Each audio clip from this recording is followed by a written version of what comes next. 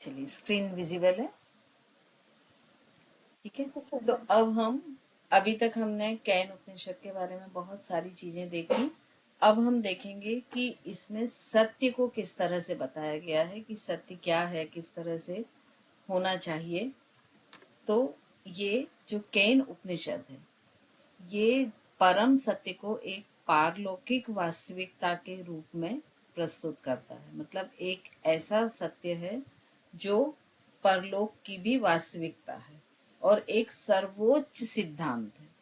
और सत्य ही है जिसके द्वारा वाणी, इंद्रिय, मन पर कंट्रोल किया जा सकता है। सत्य ही है जो मानवीय चेतना को और ऊपर उठा सकता है और इसे परम चेतना तक पहुंचाया जा सकता है।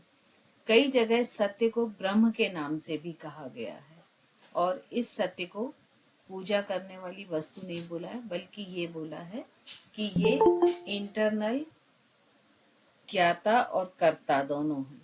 मतलब करने वाला भी सत्य है और जानने वाला भी सत्य है।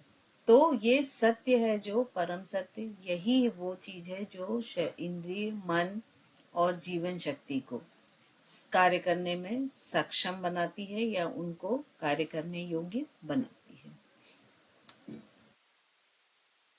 अब इसके एस्पेक्ट क्या है?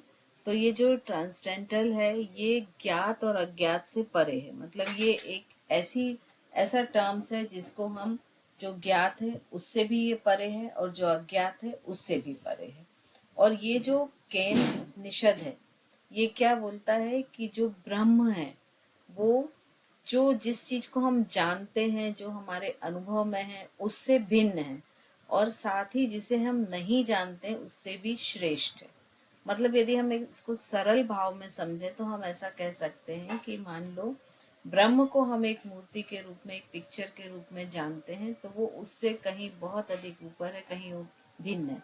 और अगर हम उसे एक अज्ञात के रूप में जानते हैं कि कोई एक एनर्जी है जो ब्रह्म है, जो हम सबसे अधिक पावरफुल है, तो वो भी उससे कहीं ज्यादा श्रेष्ठ है जितना हम सोच पाते हैं। फिर ये जो सत्य है, इसको इंद्रियों से परे है। ये ना इसे आंखें देख सकती हैं, लेकिन आंखें देखती इसी के कारण है, क्योंकि सत्य को ही ब्रह्म कहा गया है। तो जो आंखें हैं वो इनको देख नहीं सकती, कान सुन नहीं सकते हैं, लेकिन इनमें जो इनके गुण हैं, इनकी जो शक्तियां हैं, वो कहाँ से मिलती हैं? इंद्रियों की शक्तियां ब्रह्म से ही प्राप्त होती हैं। अब जैसे एक इंद्रिय मन है, तो मन इसको नहीं समझ सकता है कि क्या है ब्रह्म, कैसा है, वो ज्ञात है या अज्ञात है, वो सूक्ष्म है या स्थूल है, वो अमूर्त है या मूर्त है। ये सारी चीजें उसकी समझ से परे है। लेकिन यही वो शक्ति है जो मन को सोचने पर विवश करती है। अगर ये शक्ति नहीं हो, क्योंकि अगर ये शक्ति कारण नहीं होती तो फिर आप देखिए, मान लीजिए अभी यहाँ क्लास में 10 पार्टिसिपेंट हैं, तो क्या 10 सेम तरह से सोच रहे होंगे? या 10 तरह का किसी भी चीज को लेके सोचने का स्तर सेम होगा? या मान लीजिए यहाँ मैं कोई एक पिक्चर दिखाती हूँ, जैसा कि एक बहुत पॉपुलर पिक्चर अपन देखते हैं, आधा भरा हुआ ग्लास पानी से, वो दिखाती हूँ, तो हर व्यक्ति एक अलग तरह से उसको सोचेगा। तो ये जो सबके अलग अलग कारण होते हैं, वो क्यों होते हैं? कि उनकी चेतना का स्तर जहां तक है, जितनी उसमें, उस साधक में चेतना का स्तर है, वहीं तक उसकी सोच होगी। फॉर एग्जाम्पल आप देखिए, जो थोड़ी निचली लेवल के होते हैं चेतना के स्तर पे, ये एग्जाम्पल यहाँ देना नहीं चाहिए, लेकिन फिर भी एक समझने के लिए बस लीजिए इसको। जैसे आप देखिए, आप छोटे गांव में जाओ, वहां लोगों के पास बहुत फुर्सत होती है, काम बहुत कम होते हैं, तो आप देखिए एक छोटी सी चीज पे उनका ईगो इतना हायर होता है कि वो छोटी सी चीज पे लड़ने मारने को उतारू हो जाते हैं। और किसी भी चीज को वो, जैसे कोई भी डिसिप्लिन है, उसको तोड़ के आगे बढ़ने में अपनी, उनका ईगो सेटिस्फाई होता है या वो अपना बड़प्पन समझते हैं। लेकिन जब आप किसी एक हायर लेवल पे जाओ, मान लीजिए आप एक बहुत अच्छे, मान लीजिए मुकेश अंबानी है फॉर एग्जाम्पल, अगर सपोज उनको कोई कुछ बोल भी दे तो वो सोचेंगे क्यों टाइम खराब करें, उतनी देर में तुम्हें पता नहीं कितने सारे काम कर रहे हो, उसको इग्नोर कर देंगे। या अगर कहीं लाइन में लग के जाना होगा, मान लीजिए लिफ्ट में एंटर करना है, लाइन लगी, तो वो वेट करेंगे अपने नंबर का। तो जैसे जैसे कॉन्शियसनेस हायर होती है, वैसे वैसे ऑटोमेटिक जो मन की समझ है वो बदलती जाती है ना। जैसे एक व्यक्ति है, मान लीजिए दो कार आमने सामने आ गई एक ब्रिज पे, ठीक है। अब यदि ये हायर कॉन्शियसनेस वाला व्यक्ति है, तो वो क्या करेगा, वो देखेगा कि जिसकी कार ब्रिज के ज्यादा अंदर नहीं गई है, वो रिवर्स कर लेगा और दूसरे से बोलेगा भैया आप निकल जाओ। कितनी देर में ये सॉल्व हो जाएगा? 5 मिनट में, बिना एनर्जी खोए। लेकिन वहीं अगर दोनों उतरे अपने ईगो के कारण लड़ने लगे, तो हो सकता है वो आधे घंटे लड़ते ही रहें, और वो लड़ाई में भी उनकी कितनी एनर्जी खर्च होगी, इस चीज को भी आप सोचें। तो जब कॉन्शियसनेस लेवल हाई हो जाता है, तो वो अपनी चीजों को बचा के रखना चाहता है, अपनी एनर्जी को, अपने पावर को, और उसके जो उसका जो मन होता है, उसके समझ के दायरे अलग हो जाते हैं। क्लियर हुआ ये? ठीक है। तो मन ब्रह्म को नहीं समझ सकता है, लेकिन मन जिस कारण से सोचता है, उसका जो स्तर होता है, जो कॉन्शियसनेस लेवल होता है, वो किसके कारण आता है? ब्रह्म के कारण ही आता है।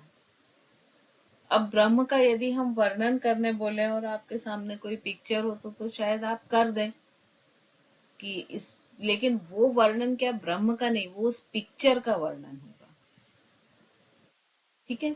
लेकिन आप उस अनदेखे, जैसे आप हवा है, हवा का अगर आपको वर्णन करने बोले तो आप क्या करेंगे? आप उसके स्पर्श सेंस को बता सकते हैं, उसके टेम्परेचर को बता सकते हैं, उसके फ्लो को बता सकते हैं, लेकिन उसके रूप रंग को नहीं बता पाएंगे। तो ऐसे ही ब्रह्म जो है, वो वाणी में वर्णन नहीं, कि उनको शब्दों से हम परिभाषित नहीं कर सकते हैं, लेकिन उसके कारण ही हमारी वाणी है। क्योंकि यहाँ पर भी आप देखिए, जो वाणी हम बोलते हैं, सभी बोलते हैं जितने लोग हमारे आसपास हैं, ठीक है। अब यहाँ भी देखिए कि ब्रह्म जिस तरह से चेतना का स्तर देता है, उसी तरह की वाणी देता है।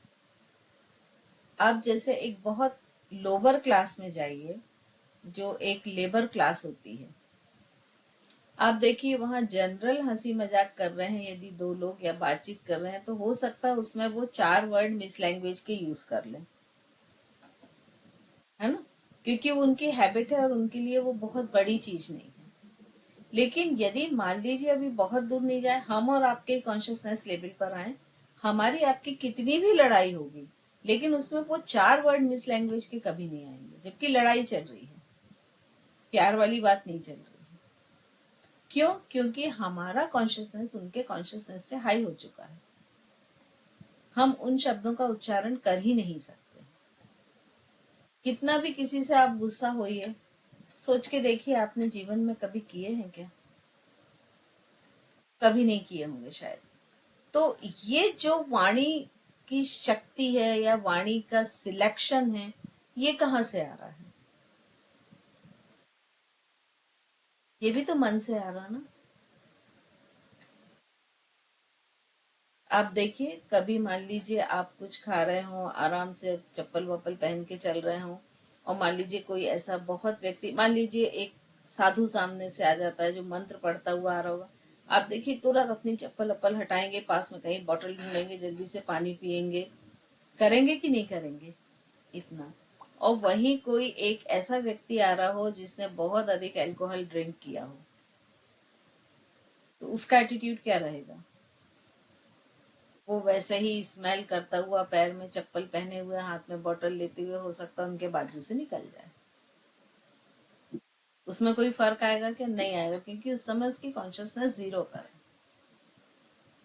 तो जितना जो फर्क आता है वो सिर्फ उसी का है कि जिस व्यक्ति की चेतना जितनी ऊपर की तरफ बढ़ती जाती है, उतना उसमें, उसके व्यवहार में, उसके सोचने में, उसके बोलने में, उसके समझने में, उसके कर्म में, सभी चीजों में फर्क आता जाता है। अब जो सत्य को चूंकि इन्होंने ब्रह्म का स्वरूप ही बोला है, तो उसको परिभाषित किस तरह से किया है? विषय वस्तु नहीं। मतलब जो ब्रह्म है वो आंखों को देखने की शक्ति देता है, कानों को सुनने की शक्ति देता है, मन को विचार करने की शक्ति देता है। लेकिन इसके बावजूद भी इस ब्रह्म को हम आउटर वर्ल्ड में नहीं ढूंढ सकते हैं। ये हमें आउटर वर्ल्ड से जोड़ रहा है। हमारी आंखें देख रही हैं, आज मैं लैपटॉप यूज कर रही हूँ, लैपटॉप को देख रही हैं, लेकिन इसे ढूंढने के लिए हमको अपनी दृष्टि को अंतः दृष्टि ही बनाना पड़ेगा, तभी हम इसे जान सकते हैं या समझ सकते हैं। कान का कान, मन का मन। मतलब जब तक इन सारी चीजों को हम बाहर के वर्ड से जोड़ रहे हैं, उसके हिसाब से चल रहे हैं, तब तक हम ब्रह्म को कभी भी नहीं जान पाएंगे या सत्य को कभी भी नहीं जान पाएंगे। वो कब संभव है? जब हम अपनी पांचों इंद्रियां और मन को आंतरिक जगत से जोड़ते हुए अंदर की तरफ टर्न कर लें, आंखें अंदर देखने की कोशिश करें, कान जो है अंदर की ध्वनियां सुनने की कोशिश करें। नाद योग क्या है? नाद योग तो पूरा यही है ना, कि हम अंदर की ध्वनियों को सुनते हैं और उसके थ्रू मुक्ति को प्राप्त करते हैं। तो इस तरह से ये जब तक हम अंदर की तरफ प्रत्याहार की तरफ नहीं जाएंगे, तब तक ये हमारा जो ब्रह्म है उसे हम नहीं जान पाएंगे। शाश्वत और अपरिवर्तनीय, मतलब ये इसके जितने भी इसके आसपास ये एक सेंटर पॉइंट होता है, और जितनी भी इंद्रियां होती है वो बाहर रहती हैं, तो वो हर चीज का अपना एक अलग अनुभव करती हैं। ठीक है, जैसे आप किसी समुद्र के पास रहते हैं तो मान लीजिए, और दूसरा कोई नॉर्थ में रहता है जो हिमालय के पास है, तो आपके आसपास की दुनिया क्या है कि आपका आंखें देख रही हैं कि एक बहुत बहुत ही विशाल वाटर बॉडी है, जिसमें कि वेव्स बहुत तेजी से आ रही हैं। उनका जो एक शोर हो रहा है वेव्स आने का, वो अधिक है। उसके अपोजिट में जब सनसेट होता है तो ऐसा लगता है कि सूरज बिल्कुल पानी में डूब रहा है। लेकिन ये जो आपका अनुभव है इंद्रियों का, आपके बॉडी में जो हवा लगती है वो मॉइस्चर वाली रहती है, वो हो सकता है कि जो नॉर्थ में पहाड़ पर जो लोग रह रहे हैं उनसे बिल्कुल डिफरेंट हो। तो यहाँ पर ये एक चीज ये भी जानना बहुत जरूरी है कि हमारी चेतना जितनी ऊपर बढ़ती है, जितना ऊपर से हम देखते हैं, उतनी हमें चीजें अधिक दिखाई देती हैं। सिंपल सा एग्जाम्पल है कि मान लीजिए मुझसे कोई बोलता है कि आपकी ये जो स्ट्रीट है उसके आगे 2 स्ट्रीट एक बहुत बड़ा तालाब है। ठीक है, लेकिन मुझे वो नहीं दिखता है, तो क्या वो तालाब का अस्तित्व नहीं होगा? नहीं, वो तो है, मैं मानूं या ना मानूं। ठीक है, अब मैं ग्राउंड फ्लोर पे जब अपने खड़ी होती हूँ गेट पे, तो मुझे अपने सामने की लाइन के कुछ घर दिखते हैं, कुछ उनके गेट दिखते हैं, लेफ्ट राइट देखती हूँ तो कुछ अपनी लाइन के भी घर दिख जाते हैं। अब जब मैं फर्स्ट फ्लोर पे खड़ी होती हूँ तो मुझे उन घरों की छत दिखने लगती है। जब मैं सेकंड पे खड़ी होती हूँ तो मुझे उन घरों की लाइन के पार जो एक सड़क गई है उस पे जो पेड़ हैं वो भी दिखने लगते हैं। अब जब मैं थर्ड पे जाती हूँ तो मुझे वो पेड़ के साथ साथ उसके नीचे की सड़क, उस पे चलते वाहन, लोग भी दिखने लगते हैं। अब जब मैं फोर्थ पे जाती हूँ तो वो जो स्ट्रीट क्रॉस करके जो तालाब है वो भी मुझे यहीं से दिखने लगता है। Is it right? तो यहाँ पर क्या है, हमारे व्यूज बढ़ रहे हैं। जब हम ग्राउंड फ्लोर पे थे तो हम हो सकता है कि 50 फीट 100 फीट तक ही देख रहे हैं। जब हम फर्स्ट फ्लोर पे आए तो हमारा व्यू क्या हो गया, 200 से 500 फीट का हो गया, है ना? तो ऐसे ही जब हम कॉन्शियसनेस लेवल पर ऊपर बढ़ते जाते हैं, तो जैसे यहाँ हर फ्लोर पर हमारे व्यूज चेंज हो रहे हैं, उनका, हमारी दृष्टि का दायरा बढ़ रहा है, वैसा ही उस लेवल पे होता है। तो जब हम अपर लेवल पे जैसे जैसे बढ़ते जाते हैं तो बहुत सी चीजें जो लोअर में नहीं दिखती हैं वो दिखने लगती हैं। इसका एक बहुत अच्छा एग्जाम्पल मिलता है कि देखिए, जैसे एक बहुत लोअर क्लास व्यक्ति है, लेबर है जो, ठीक है, अब उसको मान लीजिए आपने उसको 100 रुपीज दिए और एक साथ दो नोट 100 के चले गए, आप नहीं देख पाए, उसने देख लिए, लेकिन वो रखेगा, बड़ा खुश हो जाएगा, और वो 4 लोगों से शायद ये बोलेगा कि बहुत मोलभाव करती थी ना, बहुत चालाक बनती थी ना, मैंने भी देखो वो 2 नोट दिए तो मैंने भी वापस नहीं किया। ये उसके थॉट है, ठीक है। अब हम थोड़ा और आगे बढ़ते हैं, अपने ऊपर आते हैं। जो आज हम ऐसा मान लेते हैं कि हम फर्स्ट से सेकंड फ्लोर पर खड़े हैं, अगर हमने किसी का कुछ काम किया या किसी से सामान खरीदा, उसने पैसे हमको रिटर्न किए और मान लीजिए 100 के एक की जगह 2 नोट आ गया, तो अगर हम वही देख लेंगे तो 100% हमारे एफर्ट रहेंगे कि हम वही वापस कर दें कि भाई आपके ये डबल आ गए। सपोज हम नहीं देख पाए, घर आ गए, तब भी वो हमारे मन में एक गिल्ट बन के रहेगा, और नेक्स्ट हम जब भी जाएंगे तो हम कोशिश करेंगे कि सबसे पहले वो पैसे वापस करें। तो यहाँ देखिए, कॉन्शियसनेस लेवल जब हायर हुआ तो क्या फर्क आ गया कि एक व्यक्ति विश्वास तोड़ने में एंजॉय कर रहा है, दूसरा व्यक्ति विश्वास तोड़ने में, किसी का ट्रस्ट तोड़ने में गिल्ट फील कर रहा है। ये मेजर डिफरेंस हो गया ना। तो इसीलिए जितनी भी हमारे आसपास की दुनिया है, वो हमारे आसपास के जो अनुभव होते हैं, जो हमारे आसपास के लोग होते हैं, वो जिस तरह का एटीट्यूड करते हैं।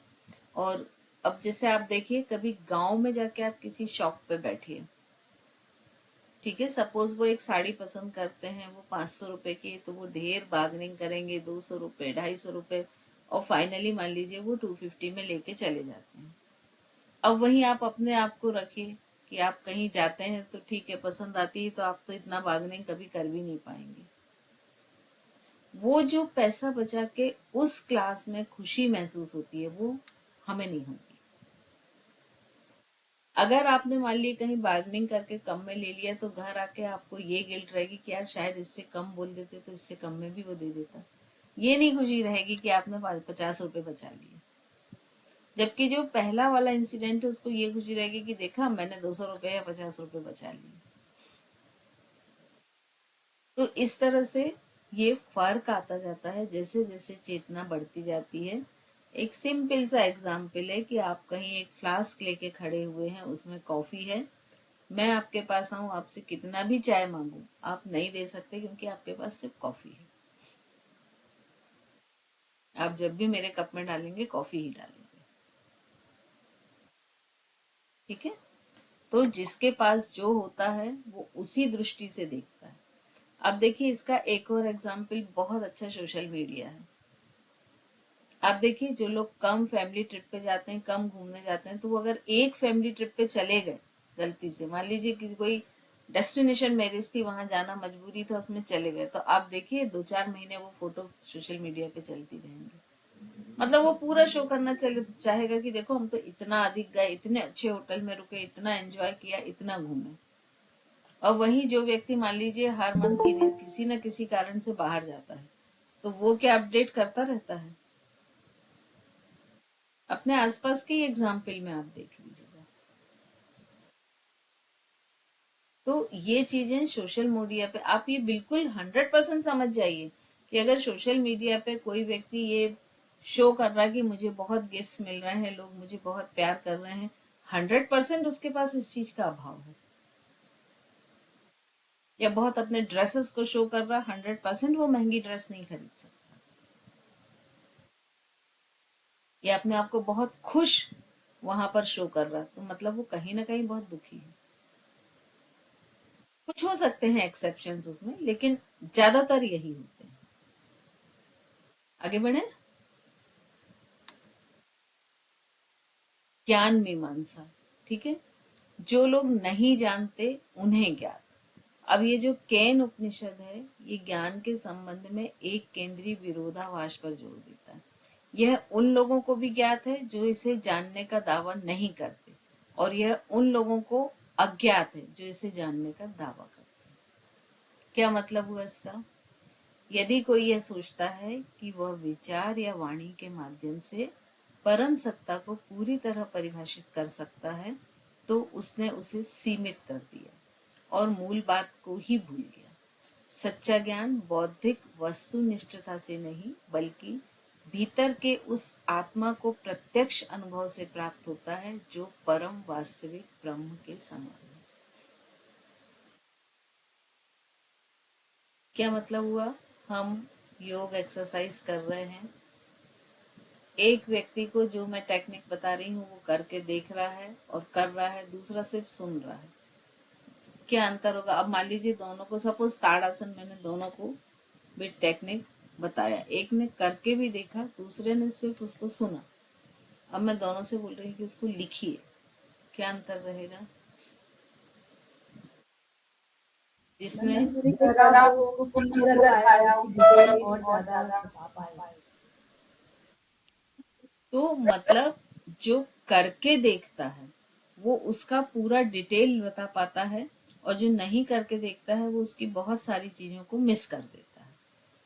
अब लेकिन जब हम ब्रह्म के संबंध में बात करते हैं, ये तो क्या मूर्त चीजें हैं, है ना, ये एब्स्ट्रैक्ट नहीं है, इनको हम देख सकते हैं, समझ सकते हैं।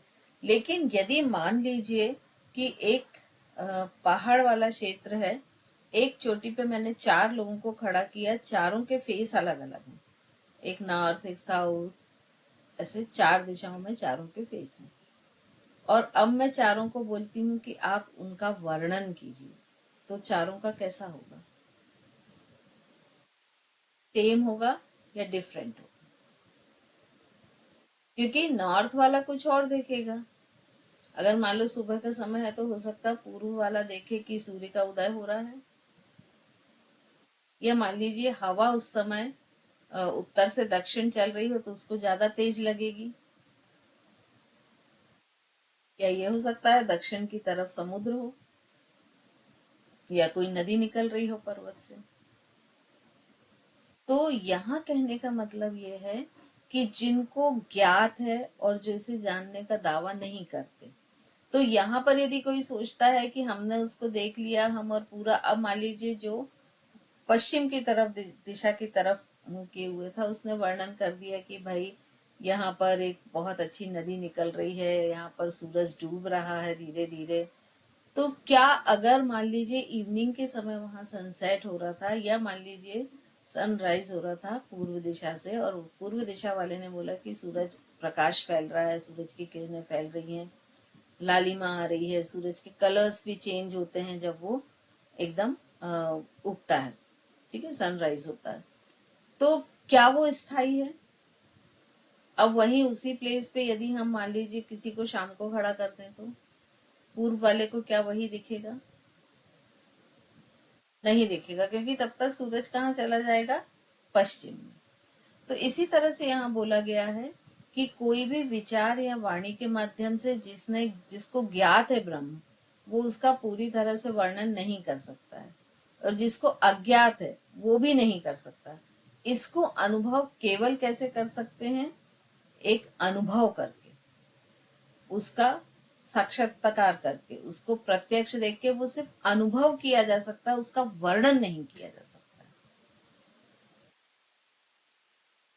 क्लियर हुआ? जैसे ताड़ासन आपने किया तो आप बोल सकते हो कि भाई इसमें हमारी स्पाइन पे स्ट्रेचिंग आई, लेकिन कितना अमाउंट आया वो आप नहीं बता सकते, उसको सिर्फ आप ही अनुभव कर सकते हो। क्लियर हुआ? तो ये जो लोग जानते हैं वो भी इसे पूरी तरह से परिभाषित नहीं कर पाते हैं, जो नहीं जानते वो भी नहीं कर पाते। फिर आत्मज्ञान का मार्ग, तो इनवर्ड जर्नी, मतलब सत्य जीवन की भागदौड़ में बाहर नहीं मिलता है, बल्कि सूक्ष्म बुद्धि विकसित करके इंद्रिय जन्य वस्तुओं से ध्यान हटाकर भीतर ही पाया जाता है। तो ये तो हम शुरू से कह रहे हैं कि जब तक हम इंटरनल वर्ड से नहीं जुड़ेंगे, आज हर चीज का सोल्यूशन मेडिटेशन में मिलता है ना। आप किसी भी डॉक्टर के पास जाओ, कोई भी डिजीज हो, बोलेंगे मेडिटेशन करो। आप बहुत स्ट्रेस में, बोलेंगे मेडिटेशन करो। आप एंजाइटी में, बोलेंगे मेडिटेशन करो। तो आखिर ये मेडिटेशन है क्या? मेडिटेशन सिर्फ इतनी है कि आपकी जो सजगता बाहर बिखर रही है उसको अंदर की तरफ डाइवर्ट कर लेना और अंदर बिखेरना, इतनी सी चीज तो सिर्फ मेडिटेशन है। तो जो भी आत्मा का ज्ञान है वो हमें बाहर कहीं नहीं मिल सकता। वो कब मिलेगा? जब हम उसे अंदर की तरफ खोजेंगे। विनम्रता और आत्मसंयम।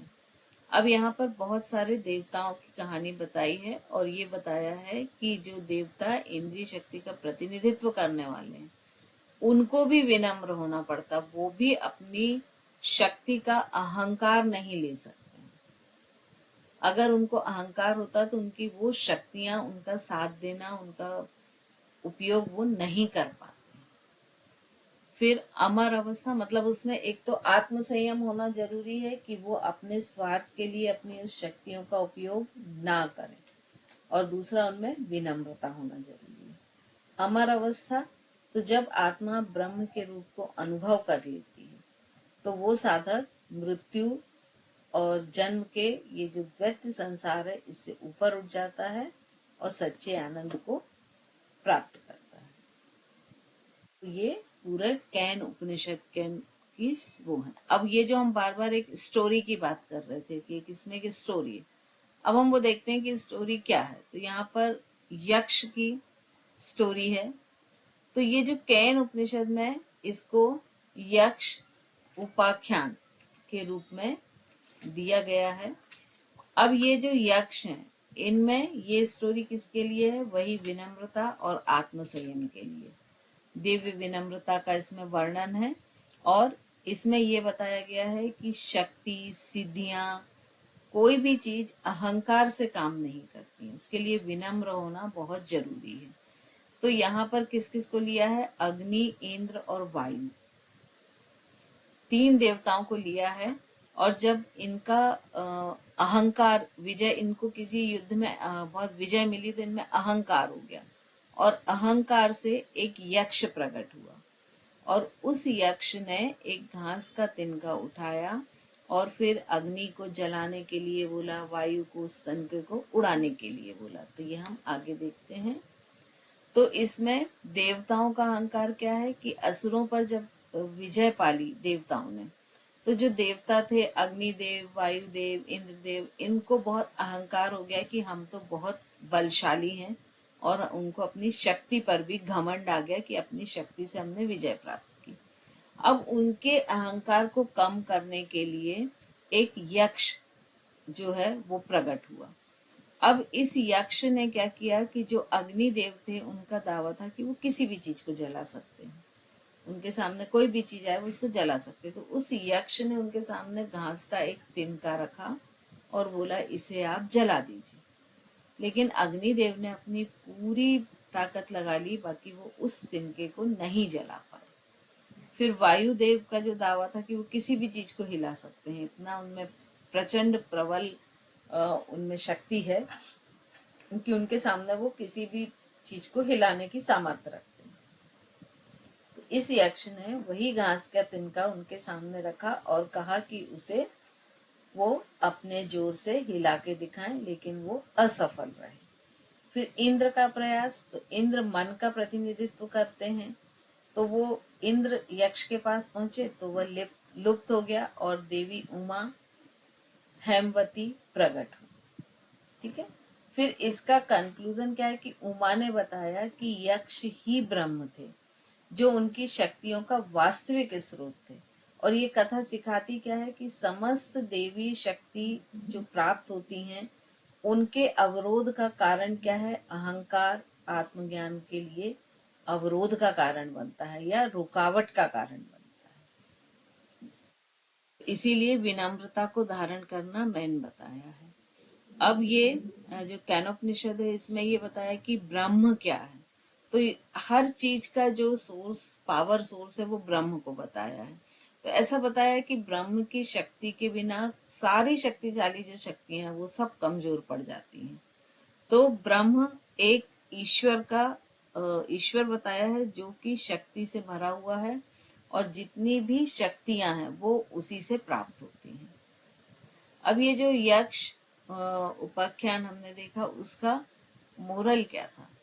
तो ये क्या सिखाता है कि जितनी भी समस्त शक्तियां हैं, विजय और ज्ञान ब्रह्म की जो सर्वोच्च चेतना के कारण है, और ना कि व्यक्ति का अहंकार या देवताओं के कारण है। यह अहंकार क्या करता है? शक्तियों को नष्ट कर देता है, और ब्रह्म के बिना ये जो शक्तियां हैं ये काम नहीं करती हैं, और ये शक्ति विहीन हो जाती हैं। तो ये शक्तियां भी किसके कारण है? ब्रह्म के कारण। अब इसमें उन्होंने मेन क्या क्या जो फिलोसॉफिकल टेक अवे क्या क्या थे?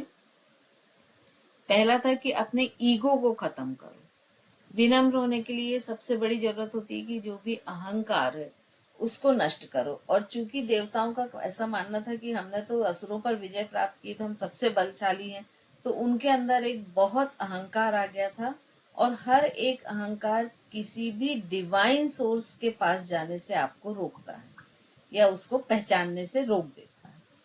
फिर ब्रह्म ही परम कारण है। जब हम की भावना, मैं की भावना आ जाती है कि मेरे कारण युद्ध जीते, मेरे कारण ये हुआ, मैं नहीं होती तो ये होता ही नहीं, मैं ही घर की सारा काम करती हूँ, मेरे कारण ही घर व्यवस्थित चलता है, ये सब क्या है? अहंकार की भावना है। और ये अहंकार ही आपके अंदर की शक्तियों को नष्ट करती है लगातार। तो इसके लिए बहुत जरूरी क्या है? निष्काम कर्म, जिसको गीता में उपदेश दिया गया है कि हर चीज के लिए अपने आप को सिर्फ माध्यम समझना, कि आप एक माध्यम हैं जिनके थ्रू चीजें दूसरों को दी जा रही हैं, चाहे वो ज्ञान हो चाहे कोई चीज हो। मैं की भावना को नष्ट करना, ये इसका सबसे अच्छा तरीका ये है कि ब्रह्म को ही सर्वोच्च। सफलता में देवी कृपा की आवश्यकता, मतलब हर समय हमको ये जरूरी है कि हमारे ऊपर एक देव की कृपा रहे, वो कोई भी हो सकते हैं। और उस जो देव, मतलब हम ऐसे कह सकते हैं कि वो एक परम सत्ता है या परम ऊर्जा है ना?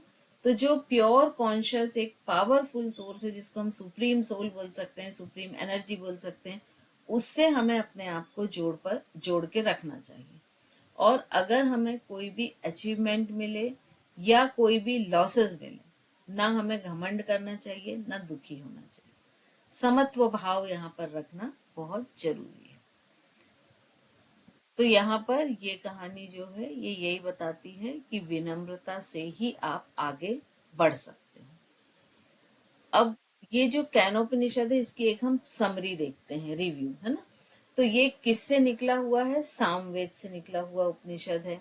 और यहाँ पे कैन और उपनिषद, मतलब ये तलकवार ब्राह्मण के 9वें अध्याय पे है, और पहले मंत्र का शब्द कैन है। कैन का मतलब होता है किस से, इसलिए इसे कैन उपनिषद भी कहते हैं।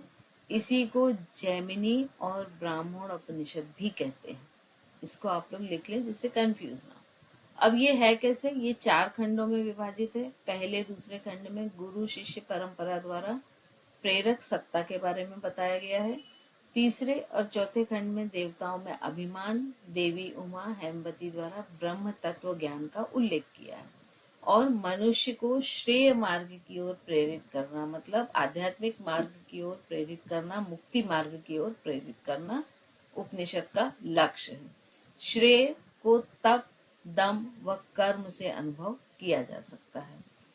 फिर इसका जो प्रथम खंड है उसमें क्या है? प्रथम खंड में कि शिष्य अपने गुरु के सम्मुख ब्रह्म चेतना के प्रति अपनी जिज्ञासा प्रकट करता है।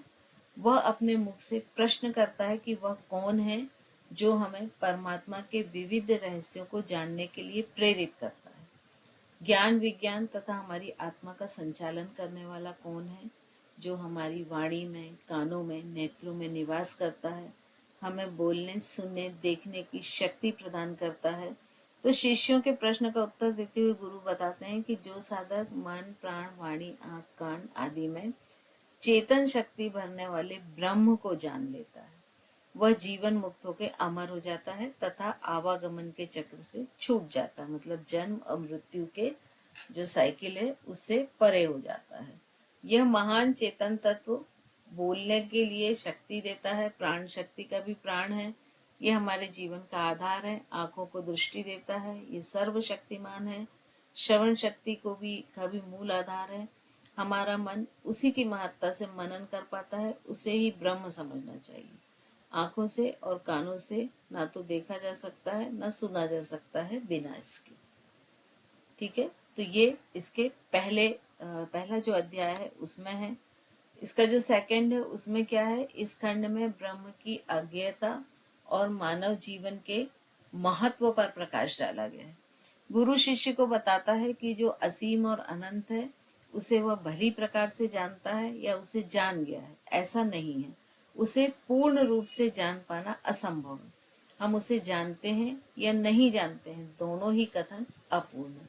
मतलब वही ज्ञात भी पूरे तरह उसका वर्णन नहीं कर सकता और अज्ञात से भी वो परे है।